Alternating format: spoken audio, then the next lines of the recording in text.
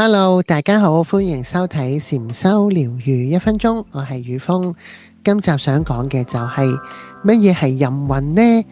有時候禪修我哋會聽到一個詞語就叫做任運，其實意思好簡單，就係讓我哋嘅心念好似流水咁樣自然咁樣流動，唔執着外邊嘅外境，亦都唔執住我哋內在嘅每一個念頭。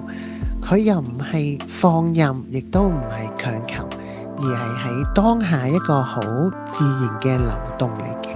咁點樣去再了解任運呢？我哋可以有一個比喻，就係叫做固執着嘅狀態，又或者僵化嘅狀態。當我哋嘅心念好執住外邊嘅事情嘅時候，又或者好執着於我哋自己每一個念頭，就好容易會焦慮啦、煩躁啦、好亂啦。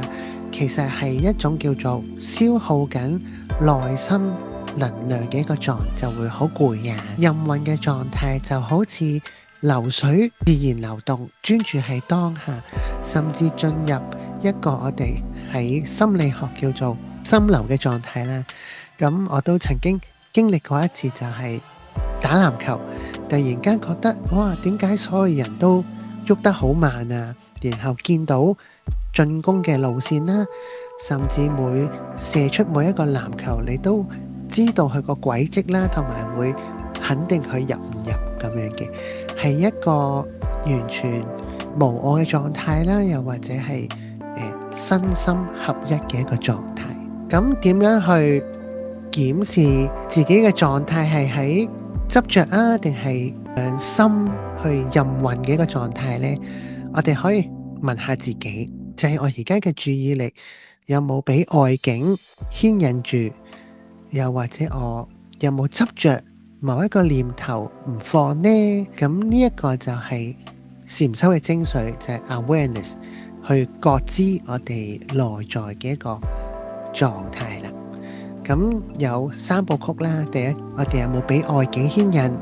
第二就係 aware， 有冇執着於自己嘅念頭？第三就係培養自己嘅覺察能力。咁任運嘅力量有咩好處呢？第一就係讓我哋嘅內心平和清明，減少內在嘅虛耗。第二就係提升我哋嘅專注力同埋創造力。第三，當我哋能夠好念念分明，讓意識之流任運嘅時候，我哋就可以睇到生命中每一個困難都可以係學習嘅意義，同埋讓我哋去成長。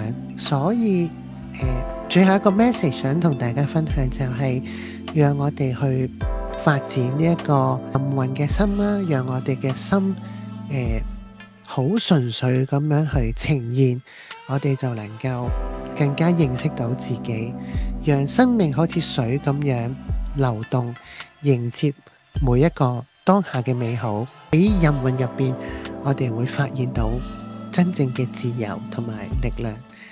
多謝你收睇禪修療癒1分鐘呢個 YouTube channel。如果你中意我哋嘅資訊，邀請你免費訂閱我哋呢個頻道，期待喺下一集再同大家分享。拜拜。